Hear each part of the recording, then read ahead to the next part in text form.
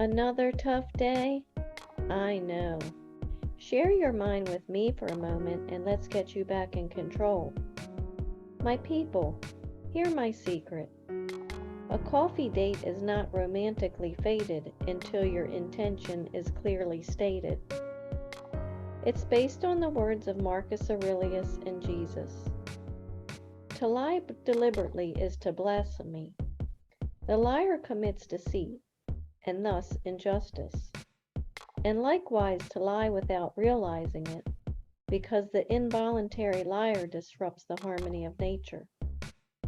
Nature gave him the means to distinguish between the true and the false, and he neglected them now and can't tell the difference. Let your communication be yea, yea, nay, nay. For whatsoever is more than these cometh of evil. Here's the storytelling. Is a coffee date really a date? To lie deliberately is to blaspheme.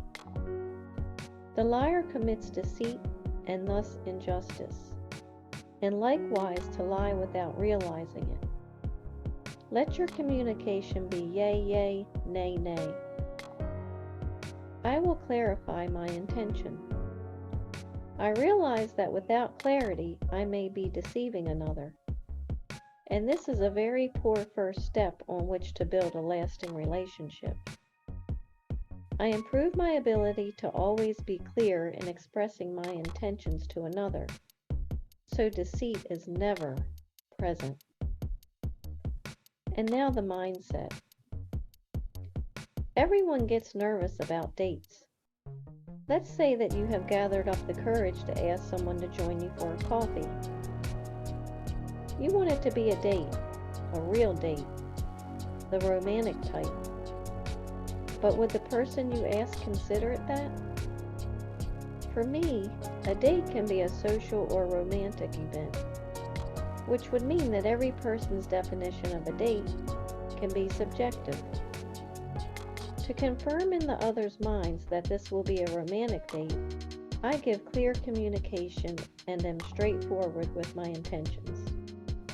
To do this, first I need to know clearly in my own mind what my intentions are, so I can convey my intentions clearly to another. For example, a clearly conveyed intention would be if explicitly said to another that I want to ask you out on a date. I could say something like, hey, I think you're really cute and want to get to know you much better on a personal level. There's this great place that serves the best coffee in town where we can spend some quiet time together. Would you like to take some time for me? Also, I keep in mind the relationship I currently do or don't have with the person. Asking a friend to grab coffee is different from asking a stranger. If I'm trying to ask out a friend for a romantic encounter, and I'm not clear about how I feel, then they may assume that it's just a social invitation.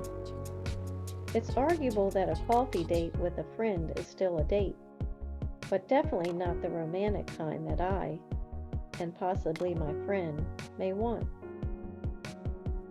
Now, if it's a total stranger, that makes a little easier. The stranger may assume that I'm interested in pursuing a relationship with them. However, they still won't be completely sure unless I make it clear that I'm interested in them romantically. And if we begin our relationship as friends, and my intention subsequently changes to take our relationship to the next level, then I have to be straightforward about it. So the key is here to being clear. When dating, as with other aspects of life, it's best to always be straightforward with your intentions. You'll find that people appreciate clarity and boldness, as long as it's respectful and tasteful. Once you ask and they accept, treasure the time, whether it be social or romance. And remember, an initial coffee date as friends just may lead to more coffee dates of that really romantic type that I refer to as luncheon dates or dinner dates. Enjoy! Thank you for sharing your time with me. For your continued success, hear my secret. A coffee date is not romantically fated until your intention is clearly stated. Now relax, control your mind, and be as you wish to seem, empowered. I'm Lori Stith, the Stoicess, and I believe in you.